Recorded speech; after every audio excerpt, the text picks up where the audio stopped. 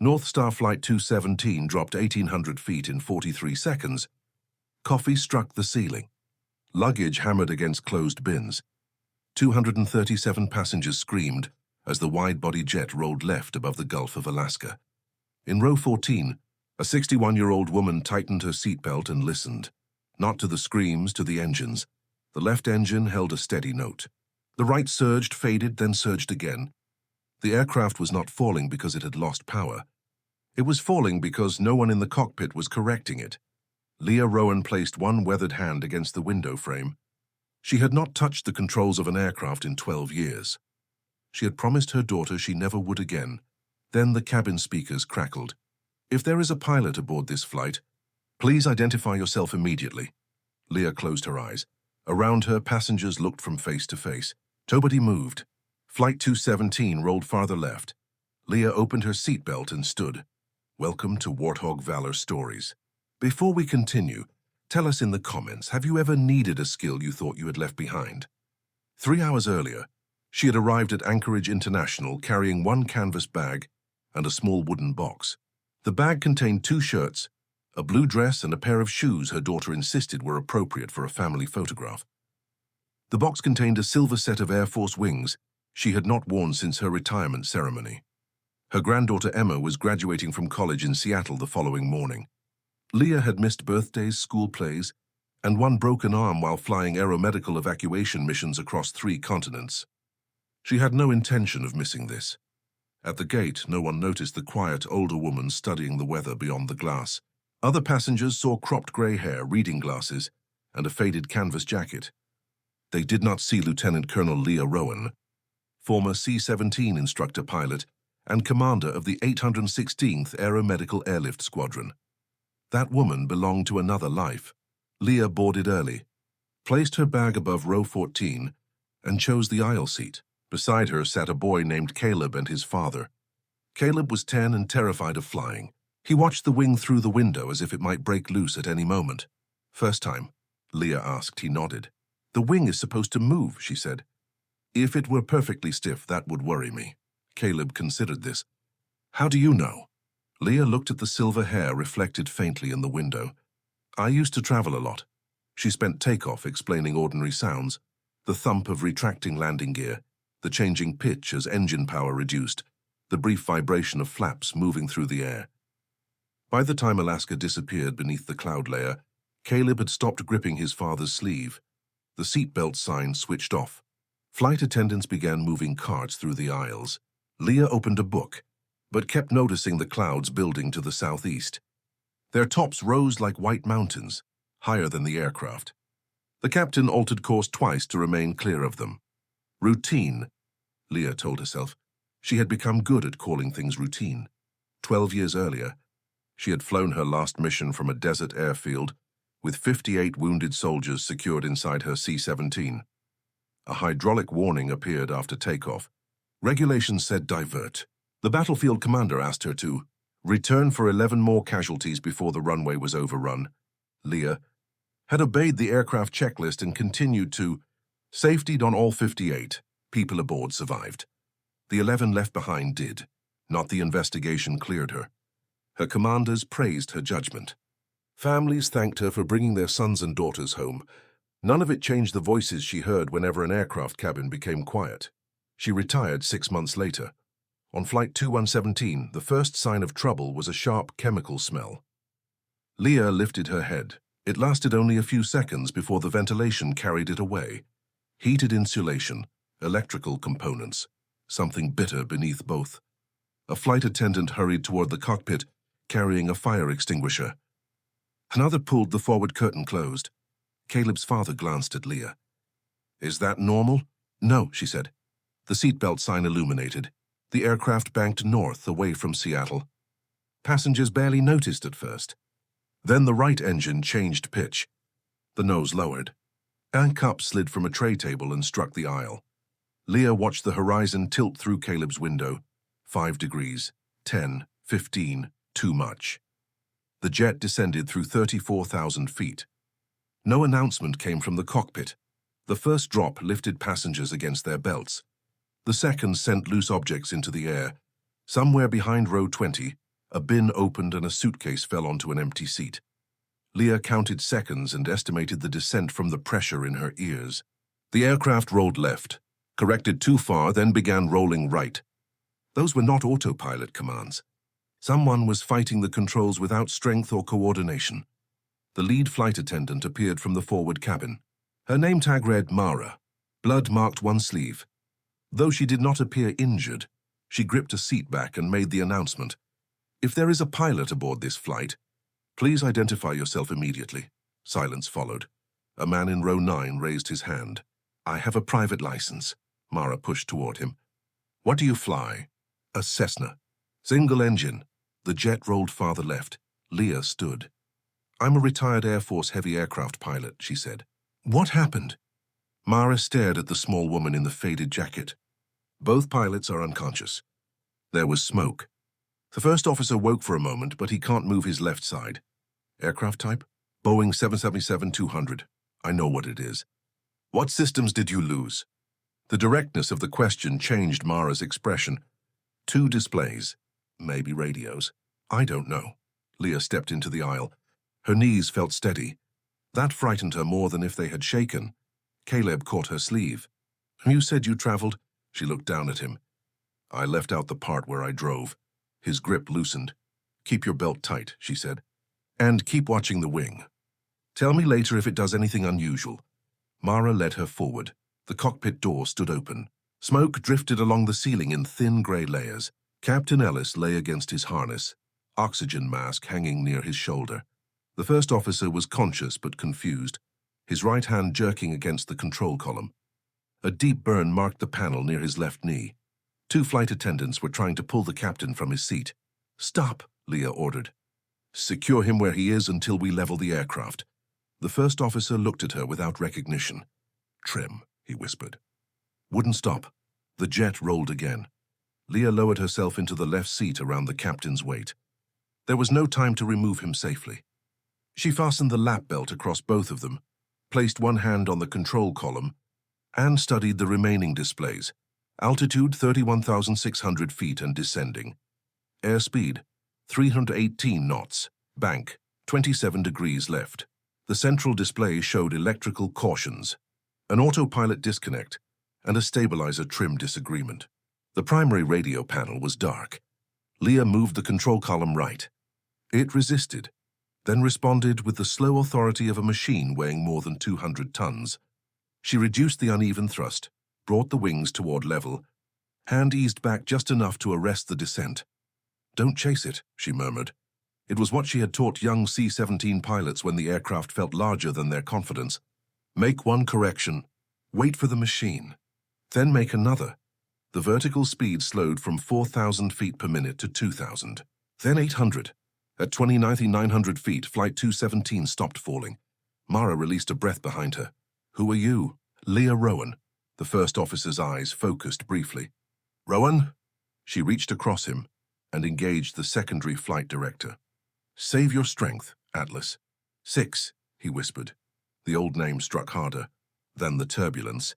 Leah had not heard it spoken in 12 years. She found the secondary radio and selected the emergency. Frequency, Seattle Center, North Star 217 declaring emergency.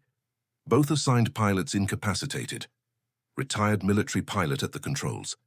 "Request immediate vectors and systems assistance," Static answered. She tried again. Nothing. The electrical fire had taken the main antenna coupler. The backup radio could transmit only intermittently, and the aircraft had already drifted below normal communication coverage over the Gulf. Mara pointed through the windshield.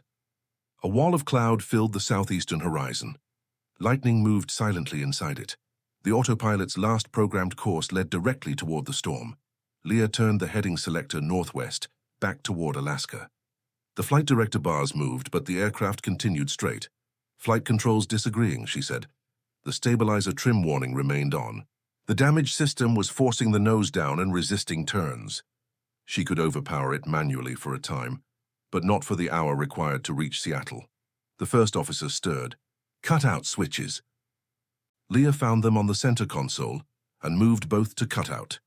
The pressure against the column changed immediately. The aircraft became heavier but honest. She banked away from the storm. Where can we land? Mara asked. Leah examined the navigation display. Anchorage lay behind them, but the weather there had deteriorated. A stronger headwind reduced their margin. Yakutat was closer, but its runway was wet, short for their weight, and surrounded by terrain. Joint Base Elmendorf-Richardson offered a long runway, emergency cruise, and a route Leah had flown hundreds of times. It also held every memory she had spent 12 years avoiding. Elmendorf, she said. Mara studied her. Can this plane reach it? The plane can. We have to convince the radios. Leah asked Mara to bring the private pilot from row 9. His name was Daniel Cho, a dentist from Portland. He entered the cockpit pale but attentive. I've never seen anything like this, he admitted. Good, that means you'll listen instead of guessing. Leah pointed to the first officer's seat. Keep the wings level when I release the controls. Small movements. If you move an inch, wait 2 seconds before moving again. Daniel sat down carefully. Leah guided his hands into position, then switched the secondary radio through military guard frequencies. Elmendorf control. North Star 217 emergency. Static, she repeated the call twice. On the third attempt, a distant voice broke through. Unidentified aircraft calling Elmendorf, say again. Leah pressed the switch. Her thumb rested there for a moment. The last time she had used her operational call sign, 11 people were waiting beside a runway she never returned to. Elmendorf control, she said. This is Atlas 6 aboard civilian North Star 217. 237 souls. Flight crew incapacitated. Partial electrical failure and manual trim. Request recovery. The frequency went silent. Then a different controller answered. Older, calmer. Aircraft using Atlas 6. Authenticate former squadron. 816th Aeromedical Airlift. Dover Detachment, later Elmendorf. Final Commander Rowan, another pause. Colonel Rowan?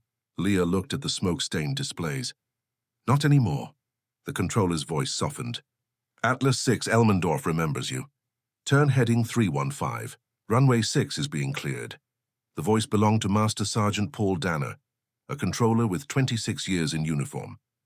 He had been a 19-year-old airman the first time Atlas 6 appeared on his radar.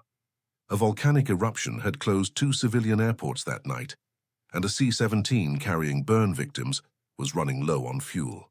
Other crews held west of the ash cloud. Atlas 6 found a narrow route beneath it and landed at Elmendorf with visibility below a mile. Danner had watched the medical convoy leave the aircraft. He never met the pilot. He only remembered the calm female voice repeating patient counts, while everyone else on the frequency sounded afraid. Years later, that same call sign vanished from schedules and exercise boards. There were rumors about a final mission and a commander who refused every medal offered afterward. Younger controllers knew Atlas 6 only from an old photograph in the operations hallway.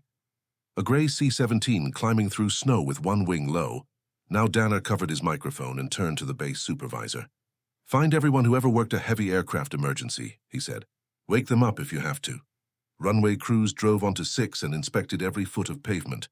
Firefighters laid foam equipment along the departure end.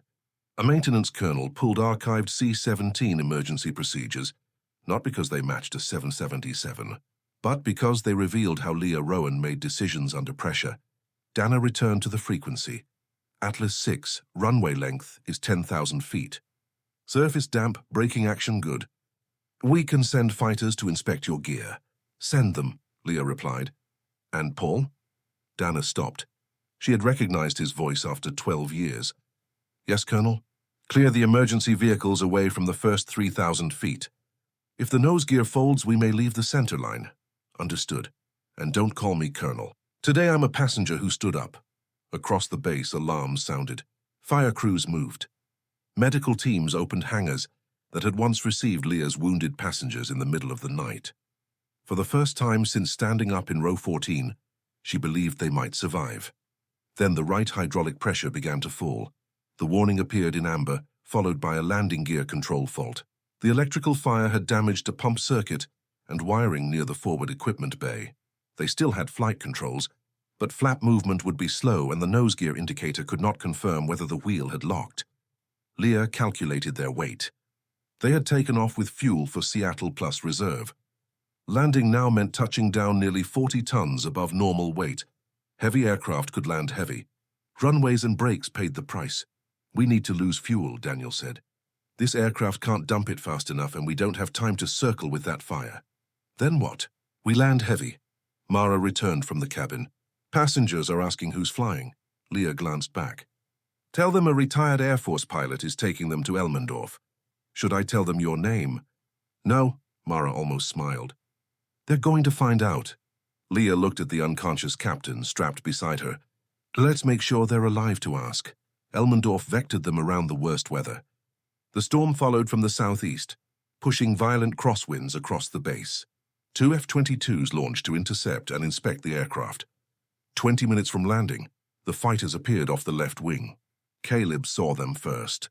He shouted, and passengers pressed toward the windows until Mara ordered them back into their seats. The lead fighter moved below the 777's nose and examined the landing gear doors. Atlas 6. Raptor 1. Main gear appears down and locked. Nose doors are open, but the nose wheel is angled approximately 30 degrees left. Daniel stared at Leah. Can we land like that? We can land. Stopping will be interesting. The nose gear had extended but failed to center. If it touched the runway at speed, it could collapse or throw the aircraft sideways. Leah would have to hold the nose off the pavement as long as possible, use the main gear brakes carefully, then commit when aerodynamic control disappeared. It was not unlike a damaged C-17 landing. She had practiced hundreds of times. But the 777 was not a C-17. Its wings sat lower. Its engines hung closer to the ground. Its control response arrived a heartbeat later than her instincts expected. The first officer regained consciousness during descent. His speech was weak, but he could identify switches and confirm the flap limits. Leah kept him talking, partly for information and partly to keep him awake. In the cabin, Mara moved from row to row, checking belts and removing anything that could become a projectile. She stopped at row 14, where Caleb still watched the wing. The boy's father had both arms around him. Is she really a pilot? Caleb asked. Mara followed his gaze toward Leah's empty seat. She was. I think she is again. The private pilot's wife sat across the aisle. She had seen Daniel disappear into the cockpit and had received no word since. Mara knelt beside her and explained that he was helping hold the aircraft steady. The woman nodded, pressed one fist to her mouth and asked Mara not to tell him she was crying. A few rows behind them, an elderly veteran removed his baseball cap. Embroidered above its brim was the silhouette of a C-17. He had heard the name Rowan when Mara briefed the cabin, but he said nothing. He remembered cargo crews telling stories about an aeromedical commander who never left an aircraft until every stretcher was unloaded. He had assumed those stories had grown in the retelling. Now 2 fighters appeared outside, and the veteran understood that the Air Force did not launch Raptors to salute a myth. They launched them because someone on the ground still trusted the woman in the cockpit. Mara took the interphone. We will be making an emergency landing at Elmendorf. Our landing gear may be damaged. When I give the command, bend forward, place your hands over your head and remain down until the aircraft stops. Do not film. Do not reach for your luggage. The best way to help the pilot is to give her a quiet cabin. Phones disappeared. Window shades rose. Parents tightened children's belts. Strangers checked one another's brace positions. Caleb looked at the wing one final time. Still there, he whispered. At 10,000 feet, she lowered the first stage of flaps. The aircraft shuddered. The right wing extended more slowly than the left, creating a gradual roll. Leia corrected with aileron and reduced the flap setting until both sides matched. We'll land with partial flaps, she said. That meant higher speed. Higher speed meant more runway. More runway meant less time before the crooked nose wheel touched down. Elmendorf reported crosswinds at 28 knots, gusting 36. Runway 6 is yours, the controller said. Emergency equipment positioned. Wind remains above civilian limits. Atlas 6 continuing. Colonel, you may divert to Fairbanks. Leah watched smoke curl from the dead panel. Negative. We are bringing them home now. The words escaped before she could stop them. Bringing them home. For 12 years, she had believed those words belonged to the 11 people she failed to reach. Now 237 strangers sat behind her. A frightened boy watched the wing because she had told him to. A granddaughter waited in Seattle, probably checking the arrival board, and wondering why the flight had turned north. Leah could not change the runway she had left behind 12 years ago. She could choose this one. At 3,000 feet, the clouds broke. Elmendorf appeared beneath them. Grey buildings, snow-dusted ground, and a runway lined with emergency vehicles. Crosswind pushed the 777 sideways. Leah disconnected the remaining automation.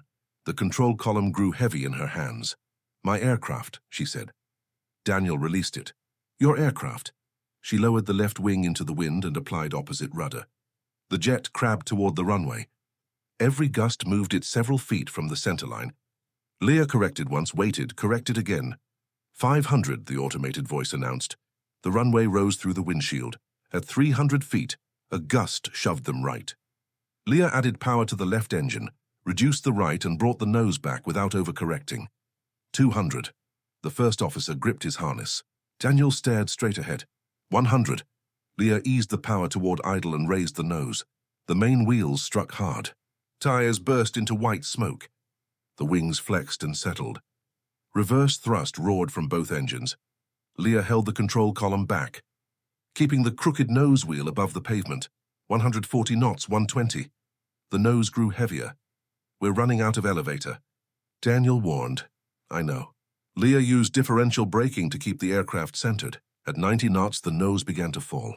She shut down reverse thrust on the right, added brake pressure on the left, and let the damaged wheel meet the runway. The tire screamed. The jet snapped left. Leah countered with rudder and asymmetric braking. The nose tire shredded, throwing strips of rubber against the fuselage. The aircraft drifted toward the runway edge, close enough that emergency lights flashed across the cockpit. "Stay with me," Leah whispered. Not to Daniel, not to the aircraft, but to 11 voices from a desert runway 12 years before. The 777 slowed through 60 knots. The pull weakened. At 30 knots, Leah guided it onto the broad shoulder and stopped. For several seconds, nobody moved. Rain tapped against the windshield. Cooling fans hummed behind the panels. Leah's hands remained locked around the controls, knuckles white, wrists trembling from exhaustion. The radio came alive. "Atlas 6. Welcome home." Leah lowered her head. Behind the cockpit door, the cabin erupted, not in cheers at first, but in the sound of people releasing fear. Some cried. Some laughed. Others simply held the person beside them. Firefighters surrounded the aircraft. Medical crews entered through the forward door and moved the captain and first officer onto stretchers. The electrical fire was extinguished. Before it reached the lower equipment bay, Mara found Leah still in the left seat. "They want to meet the pilot," she said. "They already have 2 pilots. They want to meet the one from row 14. Leah unfastened the belt. Her legs nearly failed when she stood. Daniel caught her arm. As she entered the cabin, passengers became quiet. They had expected someone younger, someone in uniform, someone who looked like the heroes in recruiting posters. Instead, they saw a tired woman with grey hair, reading glasses hanging from her collar, and soot across one cheek. Caleb stood on his seat. "I watched the wing," he said. "It stayed on." Leah laughed for the first time that day. "Good work." He held out the small wooden box she had left beneath the seat. During the emergency, it had opened. The silver wings inside caught the cabin light. "Are these yours?" he asked. Leah looked at the emblem she had hidden for 12 years. They were. Caleb frowned. "I think they still are." No speech followed. No salute passed through the cabin. Leah simply closed the box and carried it off the aircraft. Her daughter reached Elmendorf that evening on a military transport arranged by the base. Emma came with her, still wearing a graduation gown beneath her winter coat. "You missed the ceremony," Emma said as she embraced her grandmother. Leah held her tightly. "I'm sorry. You brought 237 people home. I think the school will forgive you." The Air Force offered Leah a private room for the night. She refused. Instead, she sat in the terminal with passengers from Flight 217 until the last family arrived. Near midnight, an elderly man approached in an old squadron cap. He had heard the emergency call on a base radio and recognized the name. "Atlas 6, he said. Leah looked up.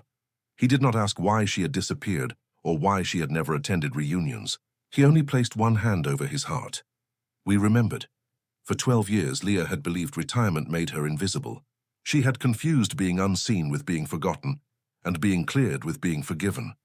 Flight 217 did not erase the 11 people she could not save. Nothing ever would. But when both pilots went down and a cabin full of strangers needed someone to stand, Leah Rowan finally understood what her commanders had tried to tell her long ago. Courage was not the absence of the runway that haunted you. It was choosing to land again.